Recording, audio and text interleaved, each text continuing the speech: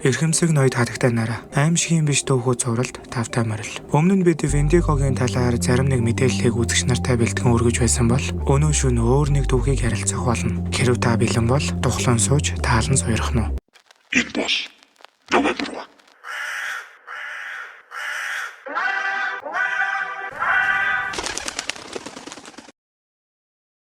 Хойд Америкийн уугуул иргэдийн ардын аман зохиолд гардаг Вендиго эртээ урдын цагт та бид нар шиг эгээлжирийн хүн байсан гэж ярьдаг. Ховдоглол, тэнэглэл, шуналтай байдлаасаа болоод хүний маханд эргэж уцалдгүй томтож харалсан хотодоо дүүргэх арга ядсан нэгэн аратан болон хувь руу. Үлссэн Вендиго өвлийн жавартай өдрүүдийн ихэнхийг дараагийн охирогчоо хайж өнгөрүүлдэг. Гэвч үнэн хэрэгтээ үүнээс ч долоон дор дүүх биднийг хүлээж байна. Намайг Адам гэдэг. Би Висконсин дахь орон нутгийн сонинд сэтгүүлчээр ажилладаг. Танд бахархууштай сонсогдож байж магадгүй л дээ. Гэхдээ та миний сонгосон мэргэжлийн талаар буруу төсөөлөлтэй байна. Тэд намайг Евросын зүйлийг судлуулахаар элдв янзын газрууд руу явуулдаг. Дэмирсэн, балаарсан хүмүүсээс сурвалжлах хийлгэх тохиолдол ч цөөнгүй. Би үнэндээ энэ ажилд аль хэдийн дургүй болсон. Гэхдээ ажил хийхгүй л бол хэн миний амлуу хоол зудгаа сууж байх вэ? Үлсэхгүй, даарахгүй банкны хүнд идүүлэхүн тулд энэ ажлыг хийж байна та. Миний сүүлчийн судалгаа хийх ёстой зүйл намайг Висконсин мужийн хойд хэсэгт байдаг ой модон дундах нэг жижигхэн тосгонд тавиадсан юм. Та нар донд сониуч хүүхдүүд байгааг мэдж байгаа болохоор энэ тосгоны нэрийг нь хэлж өгөхгүй байхаар шийдлээ. Та мэдээгүй байснын дээр. Надад итгээрэй. Зөвхөн таны сайн сайхны төлөө юм шүү. Ямар ч тач энэ тосгонд 2 хүн амны хэрэг гарсан. Ээжтэйгээ амьдардаг 30 гаруй насны залуу би нэгийн ч яхаа өөрөө алсан. Харин нөгөөг нь алсан зүйл Вендиго байсан гэж мэдүүлэг өгсөн. Тэгсэн ирнэ 2 хүний аллагын хэрэгт холбогдсон хүнд ямар ч ял шийтгэл өгөлгүй бүр шүүх хуралж болоогүй гэсэн нь миний сонирхлыг маш их татав. Ууг нь хүний ам бүрлэгсэн хэрэгтний гэрт би очмооргүй байсан л та. Ямар амнаас үйдсэн байгаа штэ. Даанч олигтой мэдээтэй очихгүй бол ажилгүй оцрох учраас өөрийгөө чадах ядгаараа л зоригжуулж байгаа талхаж эхэллээ. Гэхдээ арай ч ээжийнхээ хажууд учир зүггүй намайг халаад байхгүй л үтэй гэсэн бодсоор тэдний гэрийн урд аль хэдийн ирчихсэн байлаа. 70-80-аад оны загвартай нэлээд хуучин байшин. Хашаан дүүрэн хогийн ургамлаар хужигдсан байдалтай. Худалч хүнд бараг миний бэлгүүсээр татахаар намхан хашаатай. Зэвэрсэн хаалганыг жахирч дуурайд л яг л аимшигын кино эхэлж байгаа мэт тавгүй сэтгэгдэл төрүүлсээр л. Азар Роберт намайг нэлээд хилдгээр өгтөж авсан. Миний ажил мэргэжлийг асууж, зориг чиглэлийг мэдснийхаа дараа том өрөөнийхөө буудан дээр суухыг өрөв. Аяг халуун цай оочилж уух зураа дүүн тохиолдсон зүйлийг сонсох боломж олдов. Намайг Роберт гэдэг. Энэ жил 32-наас урж байна. Саяхан болсон тэр хэрэгээс болоод хүн болгон намайг алуурчин гэж бодож байгаа. Хэрвээ чи намайг гимгүү гэдгийг хүмүүс доолгуулж чадвал ганц үсэх зүйл тэр л байна. Тэр өдөр бол бусад олон өдрүүдтэй адилхан жирийн л нэг ан ав идэг өдөр байсан. Ууг нь би урд нь 2-3 хоногоор ой модон дүнжиж ахиухан шиг мах нөөцөлжгöd бууж ирдэг байсан л та.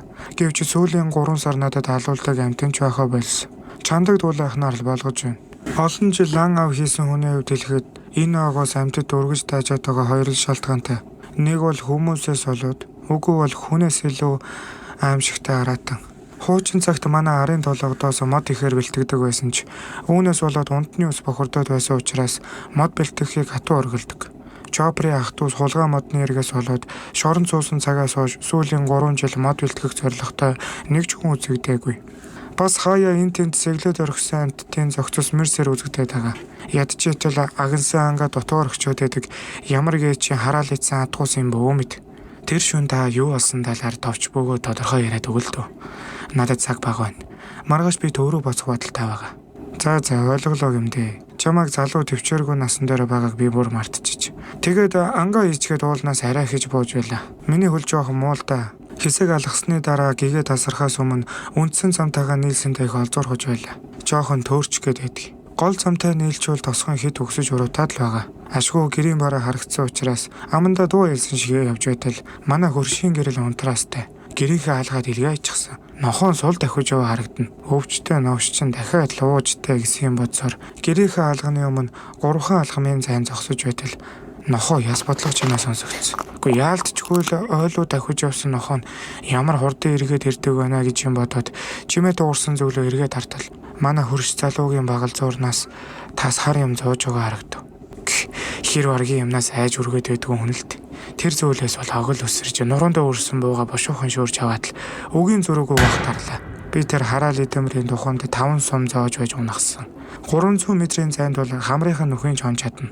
Ямарваа нэг хараат ингэ дутуу бодгол аюултай. Тиймээс гүйцэхийн тулд дахиад хэдэн алхам урагшилж байхдаа хазгаа ишгээ золтоол өөрийгөө тонилгох шахсан. Миний буу магазинтай 10 сумтай. Хий бууцныг тооцвол үлдсэн 4 сумаараа зүрхэн тус газар нь 3, толгоонд нь 1 сум зоож орсон. Хараал эзэн Сэвэж Аксын 9 сум зоолгуулсан хэрнээлт хийж гинэж амь тэмцэж байгаа харагдсан шүү. Толгооны хэлбэр еврийн нар хүртлээ шатаах талаар сэтгэх сөхөөгүй. Хий дими буудсан гэдгээ ухаарахын зэрэгцээ. Хөрш залуу яолж гиншгаа болж амь тавьсан баттай болсон. Шатхууны савны 3.1-т тэнцэх хэмжээний бензинээр үнс болтсон шатаасныхаа дараа санаа амарсан. Галын зургаар цагдаа нарч ирж намайг авалсан. Шүнжүү мэдүүлэг өгч шинжлэлийн дүгнэлт өглөө 7 цагийн үед гарсан. 15 жилийн өмнө алга болсон номын санчийн зохицол болгон тогтоогдсон. Түүний анатомийн бүтцэн хүнийхтэй төстэй зүйл маш бага. Гагцгүй ДНК болон хэд хэдэн нарийн шинжилгээний ачаар л түүнийг таньж чадлаа гэсэндэ. Тэгэхээр номын санж галзуураад хүн идэж байсан гэсэн үг үү? Яг энэ асуултын араас гаднаас Роберт ээж орж ирснэ. Надад айлч чадхаараа л тайлбарлах гэж оролцсон. Гэхдээ би итгээгүй л дээ. Эрдэм номын мөр хөөж бурхан жүтгэр мангас эндэрд идэхээс нэгэн өнгөрсөн. Миний хүсэж байсан зүйл зөвхөн логик дээр суурилсан мэдээлэл байлаа. Уул нь эднийхээс гараа шууд цагдаагийн газар очиж тодорхой мэдээлэл авах талаар бодож байсан ч Роберт ээжийн хэлсэн зүйл миний зөрүүд цанг хөдлөсөн. Мэдгүй. Би зүгээр л энэ хоёр тэнэгт дээр яриад байгаа зүйл нь хүүхдийн үлгэр төдий зүйл байсан гэдгийг ойлгуулахыг, батлахыг хүссэн. Бахтаваа хантайлаа шоолохыг тэсэн ядан хүлээсэн. Тэгэхээр номын санж галзуураад хүн идэж байсан гэсэн үг үү? Үгүй дээ хүн минь. Тэр хүн байгаагүй. Миний хүүгийн садаж оргисон зүйл хүн байгаа хэдийнэ болсон. Манай энэ жижигхэн досхон 100 гаруй оршин суугчтай. Гэтэл сүүлийн 50 жилийн дотор хэдэн хүн алга болсон гэж бодож байна. Хүний хүчээр давж гарах боломжгүй оршуу гэж байдгийн. Бас хүнд мэдэж болохгүй зөөлж гэж байгаа. Чи түүнийг хаагаад байвал тэр чам дээр өөрөө ирэх болно шүү. Тэр гэж яг та хэнийг хэлээд байна? Вендиго. Тэгэхээр таны яриад байгаа Вендиго энтер чинь надад огт хамаагүй. Би зөвхөн олигтойхон шиг мэдээтэй боцхыг л хүсэж байна. Би яг одоо цагдаагийн газар очиж та хэдийн яриаг таарч байгаа эсгийг шалгачаад явах бодолтой байгаа. Бас алтан цагаасаа надад зориулсан танд болон таны хүүд баярлаа. Роберт, надад цагдаагийн хэлцээг заагаад өгчихгүй үз. Өө тэглгүй ах. Тэгэхээр сая ээжийн ярьсан зүйлийг авч гэхийн ухаанаар хандаарай та. Чи тэгэхээр хонох бодолтой байгаа юм уу? Магадгүй. Цагдаагийн газар хэр утгаас шалтгаална да. За ямар ч тач хонох гэж байвал шөнө орон цагаар битээ гадуур яваарай. Хизээч тосгонлоо ойртоо зайдгүй аратан бараг манай гэрийн урд ирснийг бодвол ойрын хэд хоног нэлээд хэдэн алга болох байх. Хамгийн гол нь намагтай төгөлдлөөч болдгоо юм шүү. Намайг хүүхэд байхад аав намагтай төгөл рүү зөвлөгдөдөд л цус нүчтэй минь холио ичдэг байсан. За эндээс 400 м чигээрээ яв. Цагдаагийн газар байгаа. Би энэ хүрээд буцлаа. Төрөний болсон бөхцөлдөө баярлаа. Та сайн сууж байгаарай. Чиж бас хонох газар олдохгүй бол нэрлэгээ төлгөө манай тоноод яваарай заа юу. За тэгнэ. Байна уу? Оо, Адам. За, тэгээ мэдээч нэг хэрэг байна да. Оо, захирлаа. Сая би сэжиглэгдэж байсан залуугийн гэрт очиж мэдүүлэг авсан. Одоо цагдаагийн газраар очиод л өглөө босох хөтөлтэй байна да. Чиж баг наана эртхэн амьдралаа батсан дээр дээ. Адам, чи намайг мэдэн дээ. Би тийм ч баян хүн биш шүү. Хэрэггүй хоолны савуудад өгөөд байх илүүтэй гарсан мөнгө алга. Өнөө өглөө Германаас их чадварлаг сэтгүүл залуу ирсэн. Ажлын эхний өдрөөл гэхэд 3-3 сенсац дараагаар мэдээ бэлтгэж чадлаа штт. Юу гэж хэлэх гээд байгааг минь ойлгож байгаа зү. Энэ чиний сүүлийн боломж шүү. Үнэн удал нь хамаагүй. Надад хүмүүсийн анхаарлыг татаж чадхаар мэдээ авчир ойлгосноо. За мэдлээ захирлаа. Би таны итгэлийг чинь хөсөрдүүлэхгүй. Тийм ээ. Ирэх мэдлэлтэй хүний ганцхан дуудлага миний амьдралыг оронгоор нөрчлөх сонголтыг хийлгүүлэхэд хамгийн том түлхэж болсон. Энэ дуудлагыг би аваагүй байсан ч болоос. 16 цаг 47 минут. Юмыг яаж мэдхүүгээд майхан сав 2 өдрийн хүс базаасан минь сайн хэрэг. 17 цаг 52 минут. Супермаркетын зогсоолд машина байршуулан тавьсан. 18 цаг 24 минут.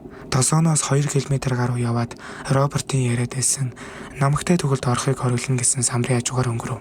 20 цаг 4 минут. Майхнаа засаж унсан модны мөчөр цуглуулсан. 21 цаг 12 минут. Галаас лаазалсан мах хэрийн цай чанжуу. 22 цаг 17 минут. Джон Грины 2005 оны Аляскагийн эрэлт номны 45 дахь хуудсыг уншиж байна. Тэнгэр багандаж ургасан нарс модны мөчрүүд сарны гэрэл одны очийг залгисан тул тас харанхуй нөмөрч төөдгийн гал үе чад бад гэж дуурайд л хөхөө шөвөө намгийн ногоо мэлхий ус орж өгнөж урсаад л яагаад тийм сайхан газар орж болохгүй гэсэн самбар байсан талаар бодож байгаад унтаад өгч. Шөнийн 3 цаг 12 минут. Уцны гэрлээ асааж ном уншиж байсан тул цэнийг дуусаад унтарчихж. Асах шинж алгаа. Түүдэгтээ мод нэмээгүй тул бас л адилхан унтарчихж. Шөнө хэрүү унаад сэвшээ салхи хүртэл засан шуурга мэт дотор зураад л. Сүүлийн ганц үлдсэн янжуураа зуусан шигээ унтарсан түүдгийг ноцоож явах зураа. Ой мод ямар чимээ нэргүй болсныг сая л анзаарав. Анир чимээгүй байдал хоёрхон хормол үргэлжилсэн. Мөчөр хугарах тэрхэн зурт ямар нэгэн зүйл нойтоо өснөдөр гიშгэлж байгаа сонсогдно. Ихэндээ тоосонгүй. Үнэндээ сүнс чөтгөрөөс илүүтэйгээр баавга биш байвал босд нь надад хамааж алга. Хуурай мод учраас дуудгийн галчаад дүрлэлсэн шатаж байна. Төрөний хөлийн чимээн дээр нэмэгдээд мөчөр хугарч байгаа сонсогдно. Энэ яршигтай чимээ төгшөр болтлоо хангалттай удаа намайг тайван байлгасан. Алхамаар маш болгоомжтой гихчин дөхөж байсан чимээ гэгүйний төлөө хурдаа нэмж яг хаанаас ирж байгааг нь таамаглах боломжгүй болсон. Нэг бол урдаас, эсвэл ардаас, баруунаас, зүүнээс мэдгүй. Би одоо хурдан цохилж байгаа зүрх баатарч байгаа хөлөөл мэдэрч байна. Энэ үед цаг хугацаа хизээж байгаагүйгээр удаан өнгөрч 1 минут 1 цаг шиг 1 цаг 1 жил шиг санагдсан. 4 цаг 17 минут. Цагийн баримжаатай байлгаж байгаа бууган цаг авч өгсөн ээжтэй баярлалаа. Намайг мундаг газрын сэтгүүлч болж чадсан зориулаад авч өгч байж үлээ. Миний таамгаар бол нааш цааш олгож намайг ажиглаад байгаа энэ зүйл төөдөг унтрахыг л хүлээж байгаа ах. Харамсалтай нь мод дуусч байдаг. Энэ гал өөр цайдал тэсгүй гэдэг нь тодорхой боллоо. Хэрвээ би өнөө шөнийг л давж 9 минут гэртээ харж чадвал тэр ажил энэ төр одоо хамаалгаа. Хар бор ажил хийгээд ч хамаагүй болгочихно штэ. Бурхан минь намайг авраач. Сая л би өөрийнхөө тэнгийг гайхаж байна. Би үнэхээр л тэр Виндиготын таархаараа тэр зүйлээс ярьслаг авах гээд байгаа юм байх та. Яагаад энэ хончих вэ? Тэрийг ойлгохгүй байна. Гівгний тал цаанаасаа цагдаагийн газар очихоос илүү ой тонохыг илүүд үтсэн. Эсвэл би ажлын стрессээсээ болоод бодлоо зэгцлэхийг хүсв. Яг юуг нотлох гэж энэ хад ирвэ. Одоо нэгэн төнгөрсөн. Ядч байтал Батингтай гараад ирсэн байдаг. Энэ нь хүл хоолгоод. Бирүүк өмдөг бол бүр үзэн ядч байна. 4 цаг 23 минут. Миний чулуу шийдсэн зөвлөө очихгүй байгааг бодоход энэ зүйл ухаантай болол доо. 4 цаг 25 минут. Мод дуусаж төдөг унтарсан. Төд удалгүй 2 хөл дээр алхдаг зүйл миний ардаас хөөж эхэлсэн. Яагаад ч юм хүүдэн агаар уушиг задлах гээд байна. Энэ яавч 8 сарын бүлээн агаар биш. Надад яг л шав шалтан засан шуурганд гүйж байгаа мэт мэдрэмж төрж байна. 4 цаг 47 минут. Яс мөчөр 2 нэгэн зэрэг хугарч байгаа сонсогдсон. Ардаас илдээд байгаа энэ зүйл ямар нэг зүйлээс болоод хөөхөө байлжглоо. 5 цаг 2 минут. Цагаан гигээ орсон хэдийч би ой төөрчгöd байна. 5 цаг 24 минут. Өндөрлөг газар гарах хэрэгтэй. 5 цаг 36 минут. Уулын бэлд өрөөсөн ивэр нь хугарсан бог 2 хөл дээр алхаад байна. Би нүдэндээ ч итгэхгүй байна. 6 цаг 2 минут. Тэр бог биш бололтой. Ямар тач арис махгүй ирнэ. Би эндээ ширхэгч хүсэхгүй. Тэр намайг хайж байна. 7 цаг 3 минут. Ах уу боллоо. Энд хорогдоход тохиромжтой гэж бодож байна. Би үнэндээ айгаад байна. 7 цаг 35 минут. Энэ агуу төгсгөлгүй юм шиг байна. Одоо болтол алхасаар л байна. 7 цаг 50 минут. Тэр бог шиг зүйл агууд ороод ирлээ. 8 цаг. Би баригдчихлаа. Миний толгойг ямар нэг зүйлээр хүчтэй зогссон. Тэгээд би ухаалцсан. Хэр уцсныг нь бөө мэд. Ямар жил байсан нүдэ нэтэл өдрийн нарны хурц гэрэл мэлмий сохлом тод байна. Энэ диваж юм болов. Хадны хан цаваар арай ятан тусах алтан нарны багхан гэрэл. Ямар ч байсан би амьд байна. Гэхдээ нэг үл минь алга. Бас баруун гарын дөрөв зүгээр л оруулсан. Гүй хуруунууд нь хаана вэ? Бас миний хөл цочрт лайрлах хурдул оруулсан. Хангалттай удаа маш удаа ууг нь өвдөхгүй байна. Ямар ч өвдөлт байхгүй ирнэ. Өрөөсөн хөл дөрөв уруу минь алга. Бас баруун үлгийн жигчээ рүү байхгүй болсон босох гэж оролдохдоо л мэдлээ. Намайг чулуунд авсан дээр харин хөл болон 5 хурууг минь модон ширээн дээр тавьчихсан байна.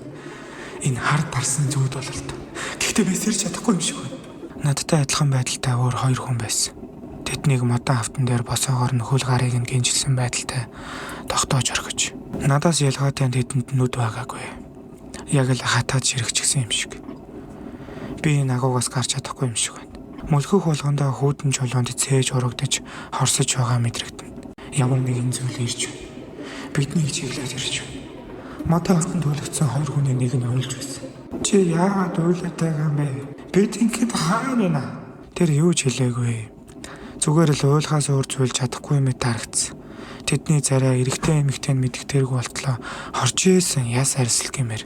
Намайг шалан дээрээс цаас метр нэг гараараа болгоомжтой гихч нь миний анхс ирсэн чулуун давцсан дээр алгуурхнаар тавихад нь би түүний дүр төрхийг сая л нэг юм тодорхой харж чадлаа. Нэг гартаа толгоон тасарсан эрэгтэй хүний зөгцөс. Нөгөө гартаа дахир дутуу намайг атгаж байсан гэхээр хэр том биетэнд төсөөлөгдөн үз. Төрөний уулын бэлд байсан бух шиг зүйл мөнөөс өмнө. Гэхдээ ойроос илүү том биетэй. Толгой хэсэг нь арьс махгүй. Зүгээр л арга яснаас бүтсэн хов хоосон нүдтэй. Бас хуурсан байсан евэр нь хизээч хуураагүй мэт шинээр ургаж. Арьсгүй цул махаар бүтсэн биетэн дээр өмхирсэн махны нэхүүн үнэр нь төвчгийн харахгүй. Намайг чулуун давцсан дээр тавьсныхаа дараа нөгөө хоёр хоригдолтой өгсөн залуугийн биеийг саас урж байгаа мэт хуваагаад идүүлж байсан. Хамгийн ачин нь тэр хүний биенээс тусалж зүсгөөжөөгүй. Яг л хөлдөөсөн махыг санагдуулмаар. Тэгээд гаднаас дахиад нэг модон давцсан хуужирсан олсны амт оруулж ирээд намайг түрүүний хоёр хоригдлын хажуудад тэдэнтэй адилхан үлж оргисон. Би нүднээс өөр зүйлээ хөдөлгөж чадахгүй байна. Төд хөдөлгөгүй Виндиго миний нүүрэнд тулж ирээд амаа ангаагаад Хоол хүнс үлсэх ёстой. хоол хүнсээ өлсгөх ёстой гэж хэлэхдээ зэрэгцэн ухаан балартай нүдэ нээтэл миний өрөөсөн хөл гарын ороонууд минь байх ёстой газараа бүрэн бүтэн байдалтай харагдсан. Даанч надад хөдлөх тэнхэл алга. Одны анцаваар тусах нарны гэрлээр өдөр шөнө болж байгааг мэддэг. Виндигогийн биен дээр тогтсон цас норсон биенээс нь ямар улирал болж байгааг тааж байлаа. Хэдэн өдөр өнгөрснийг би сайн хэлж мэдэхгүй байна. Би ганцхан зүйлийг л мэдэж байна. Би одоо юу ч хамаагүй идмээр байна. Өлсөглөн оюун ухааныг минь самууруулж харагдах очин хязгаарлаа. Тэр надад сэрсэн цагаас минь хойш огт хоол өгөөгүй. Бас агуугаас гарах цаг ирэх цаг нь хизээж тогтмол байгаагүй. Заримдаа хэдэн өдрөөр, заримдаа хэдэн цагаар алга болдог. Гэхдээ тэр энэ бүх хугацаанд нэг ч удаа унтаагүй. Ярих гэж оролдоход үргэлж миний мэдэхгүй хэлээр бовтондог байлаа. Түүний ярианаас ганц хоёр үг л ойлгож чаддаг. Жишээ нь food, meat, eat гэх үгнүүдэд түлхүү ашиглаж эртний хэлтэйгээ хольж өөртөөгөө ярилцсан. Би ямар зорилгоор энэ газар хоригдож байгаагаа сайн ойлгохгүй байна. Хүн гэдэг амьд өлсөд эхлэхээр хамгийн түрүүнд уруулаа иддэг юм байна лээ. Эннээс болоод сүүлдээ ярьж чадгааж байсан. Хэдэн зуун өдрийн дараа Виндиго анх удаа миний амлуу хоёр дахь залуугийн гуйны махнаас баг зэргийг, эхний залуугийн зээж хэсгээс баг зэргийг гих мэд хооллож эхэлсэн. Бардам зангаа хүн чанартайгаа зүг хайсан байлаа. Бид гурав бие биенийхээ махыг идэж өдөр хоногийг давж байсан. Би залхаж байна. Зүгээр л ухмаар байна. Аянга цахилгаантай бороо орсон өдрийн шөнө Виндиго ахугаас дөрөв улан гарч утсан. Тэгээд хэдэн хоног эргэж ирээгүй. Эхний залуугаас хэдэн өдрийн турш ямар нэгэн зүйл зажийлж байгаа чимээ тасралтгүй сонсогдож Би хүсэж чихний залуу гарч чадахгүй л дээ. Хоёр дахь хүний бие тэгэлдэг байсан. түүний тэр хийгээд байсан зүйл нь гав гинжээ тайлах байсныг суллагдах үед нь л мэдлээ. Бид хоёр руу огт эргэж хараагүй. Агуу амсарлуу дөнгөж хөлд орж байгаа үгэжийг алхаж байлаа. Хэрвээ би хазаараа сүллэгдсэн ч гэлээ энэ залуу шиг алхаж чадахгүй юм байна л гэж бодохоор л дотор салхал. Надад туслаач гэж хэлхийг хүссэн ч хил тагнаандаа наалдаад урал хоорондоо нийлэхгүй болохоор эсгэрхээс өөр аваа гаргаж чадсангүй. Их олон цаг өнгөрсөн. Ядаж нэг маань чулуугаар бол бусдыгаа аврах үлгүүдэй гэж найдаж байлаа. Виндиго эхний залууг бас өөр нэг охины хамт миний итгэл найдвартай зүг бариад ороод ирсэн. Охиныг чулуунд авсан луу шидэх үед 17-8-тай цэвэрхэн царайтай ахлах ангийн охин л байсан. Харамсалтай ч юм та. Харин эхний залуугийн гавлыг өндөг шиг бицэлж орхисон доо. Мэдээж тусалж цус гараагүй. Миний биеэр дүүрэн шарах сурав байгаа ирнэ хорсож өвдөхгүй тэр хүний урманд тусалж цус гоожгүй байгаа. Өлсөх мэдрэмжил биш бол өөр ямар ч хамаагүй өвдөлт мэдэрмээр байна. Гавлан бицэрсний дараа л төмөр гинжийг хэрхэн тайлж чадсныг нь би ойлгосон. Түүний арга яс нь яг л Виндиготой адилхан болж соёо уулын ивэр нэмж ургасан байлаа. Эхний залуугаар хоёр дахь залуу бид хоёрыг цадал маань хооллосон. Шалаар нэг бутарсан шүтэ гавлын ясны хэлтэрхий. Миний хөлний урдл ганцхан бүтэн соёо үлдэж бусад хэсэг нь хаасаагүй бутарж үүрсэн байдалтай. Хооллогч цаг дуусч шинэ ирсэн залуу охины хөл болон зарим нэг хурууг хумсаараа шүргөхтүүд хэлхэрчиж модон ширээн дээр нямбаг гिचэн тавьж байгаа харагдана. Яг л надтай адилхан санагдчих байна. Намайг орилж чаралж харааж байсан ч хязгаарч тоож байгаагүй Виндиго өнөөдөр л надад тусгаалan анхаарал хандуулсан. Охины биеийг хувааж дуусныхаа дараа миний өмнө явган суугаад зүүн зээж нь хумсаараа дүрхт нь би ямар ч өвдөлт мэдрээгүй. Ер нь би нүднээсээ өөр юугаач мэдрэхгүй байгаа. Хумсаа зүрхэн талд чигтгэж баруунаас зүүн рүү тойргоор эргүүлж баруун гараараа хэвлээ эсгийг минь тэр чигт нь гар багтахаар хэмжээнд ярьж байгаад зүрхийг минь халуун дуундал баацалсан. Маш их өвдөлт. Хизээч тийм их өвдөлт мэдэрч үзээгүй. Дээр нь яс угарч хамаг шарах сорив хорсож биеийн бүх хэсгээ мэдрэнэ. Анх удаа миний биеэр цусгүйж ихэлсэн мэт санагдана. Тэр их өвдөлтийг тэсэлгүй ухаан балартаж хамгийн сүүлд харсан зүйл маань шаргал өстэй охины үзэсгэлэнтэй төрхөл байлаа. Хэр утсныг мэдэхгүйч дахин нэг удаа нүдэнийх аз дохоо. Энэ удаа Виндиго агуу далаг. Охины хөл гар нь хэвийн болчихсон байна. Модон автан дээр олзоор хөлүүлсэн байдалтай миний чанх урд байрлуулан тавьж. Бас дээр нь би хөл гараа мэдэрч чадж байлаа. Гэсэн хэдий ч өлсөх мэдрэмж улам хүчтэй болсон байна. Ганцхан идэх талаар бодогдно. Тэр тусмаа урд талд байгаа хараахан ухаан ороогүй охиныг харахаар л араанаа шүс гоожиж өөрийгөө арай ядан барьж байна. Магадгүй миний өсөглөнг улам бүр итгэжүүлэх гэж охиныг энд үлдээсэн юм багаз. Бас хөлний уулыг нухаад байгаа энэ эртээ зүйлийг ядаргаатай санагдана. Тийм ээ. Энэ бол эхний залуугийн соёо. Магадгүй бурхны бэлэг байх. Гэхдээ би төвлөрч чадахгүй байна. 10 өдөр 9 шөнийн турш хөлний хуруунаас соёог гарлуугаа шилжүүлэхэд зарцуулсан. Бас Виндигогийн зүү тогтлыг олоход. Миний ойлгох ёстой зүйлээ температурын өөрчлөлтийг тооцоолох л байсан. Виндиго ангаа ойрхон байгааг мэдрэх үедээ агуу огцом өөдөрч ихтэл нэг өдөр яваад ирдэг. Харин агнахаа мэдрээгүй үедээ температур огт өөрчлөгдөхгүй. Тэр үедээ гарах юм бол 2-4 хоног удаж байж ирдэг. Энэ цагийг л тааруулах хэрэгтэй гэсэн юм бодсоор 10 өдөр 9 шөнө өнгөрөөсөн. Алхаж чадахтаа бүрэн итгэлтэй биш байна. Ядаж байтал шиврээ бороо 3 өдөр 4 шөнө насралтгүй орлоо. Виндигоч гадагшаа гарахгүй. Хэрвээ одоо зүгтаа бол шавраас болоод явж чадахгүй бах. Нартай өдрийг үлээж байна. Эхний залуутай хамт баригдаж ирсэн шаргал өстэй охиныг Жоли гэдэг. Тэр сэрсэн даруйдаал орилж хашгираал би хаана байна? Та нар хэн бэ гэх зэрэгээр хуучны намайг санагдуулна. Түүнтэй ярилцахыг би ууг нь маш их хүсэж байсан ч ухаан баларцсны дараа миний эрүүг хэн нэгэн мулталчихж өвдөж байна гэж ихтэйх. 3 өдөр 4 шөнө өнгөрлөө. Өсөглөнгөөс болоод Жоли аль хэдийнэ уруулаа идээд эхэлсэн. Юун ярих мантай. 4 дахь өдрийн шөнө Виндиго агууд орж ирэхдээ хоёр гөрөөснөөс өөр олзгүй харагдана. Зарим өдөр баавгай, заримдаа чон авчирдаг байсан л та. Гэхдээ тэрийг өөрөө бүгдийг идчихдэг байсан болохоор бидэнд огт хүртээлгүй зөвлөлд. Өдөр хоног өнгөрсөн өрл. Унтах үедээ сүүлийн найдвар болох эхний залуугийн надад үлдээсэн соёог осны дотор талд тун хичээнгүй л нуун. Хэрвээ газар унгаачихал юм бол надад ирээдүй байхгүй шүү дээ. Өнөөдөр анх удаа л Виндиго агууд шархацсан байдалтай орж ирлээ. Зүүн зээжийн хэсэг нь үнс болтлоо түлэгдсэн. Хуруугаараа хөрөх төдийдл бодрон унж байна. Энэ үед л Робертийн Виндигог алж байсан арга санаанд орлоо. Тэр Баккан зэргийн шатгуунаар л тонилгож чадсан гэсэн шүү дээ. Би ч арчаагүй хүн юм да. Юу ч хийж чадлагүй эндээ хөлөөлөн өглөө үлээгээд байж байдаг. Маш их өвдөж байгаа бол та. Баргил хоолоогоор үзлийн муухай яолох чимээ агуугаар зураатна. Сүртэй том биетэй байсан өнөөх Виндигоч нь хорчээс нь туранхай болтлоо түлэгдэж үнс болсон хэсгүүдэд таслаж хэрчиж салгасаар л. Өөрийгөө эмчилж болсон болол та. Агуугаас ашгүй гарахна гэж бодож байтал хоёр дахь залуу дээр дөхөж очиод хөлнөөс нь ахуулаад идэж эхэлсэн. Тэр толгуур эргэтэнгийн үүргийг хинээс ч илүү мэддэг. Эхлээд хөлийг нь үгүй хийчихвэл дараа нь арга нь олдно гэж боддог юм шиг байна. Энэ аргаар л биднийг энэ агуудаа олон жил хорж байна та. Тэр яавч тэнэг амтан биш. Хоёр дахь залуу өгсөн юм чинь дараагийн удаа иймэрхүү зүйл тохиолдвол намайг идэх юм байна л да.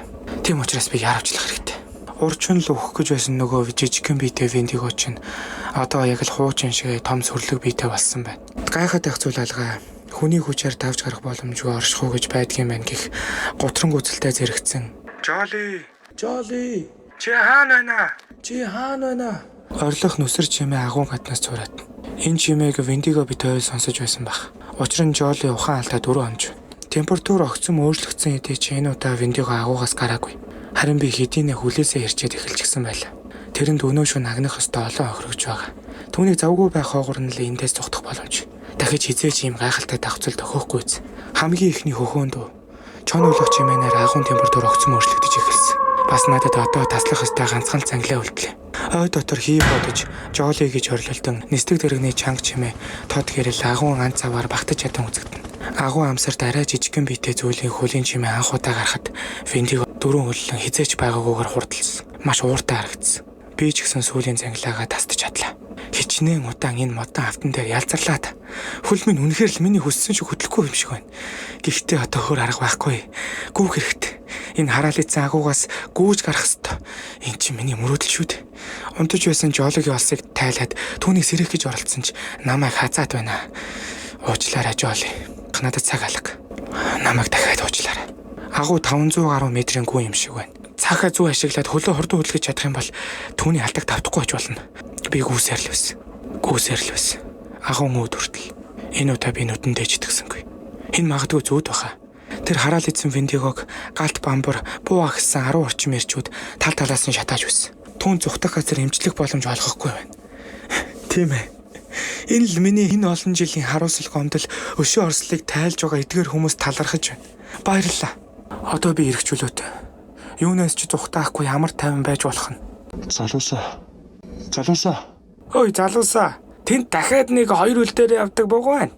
Араа жижигхэн витэй бол тоо. Наадхандаа битгий зүхтах боломж үг. Энэ агуу мухар байх хэвээр. Үгүй. Та нар чи яагаад байна? Надад бодлоо болооч. Би ч хүн шүү дээ. Би хохрогч. Би Виндиго биш. Та нар нүдэ нэгэд намаас харах та. Гуй. Намайг авраач. Гуй. Намайг битгий өнөөлдөө. Энэ тамаас сулдагдах ямар их хугацааг өнгөрөөсдөг та нар мэдж байна. Сулдагдахад ийм их ойрхон байхад. Үгүй. Битгий. Намайг битгий шатаалт. Үгүй. Өвдөж байна. Намайг битгий шатаалт.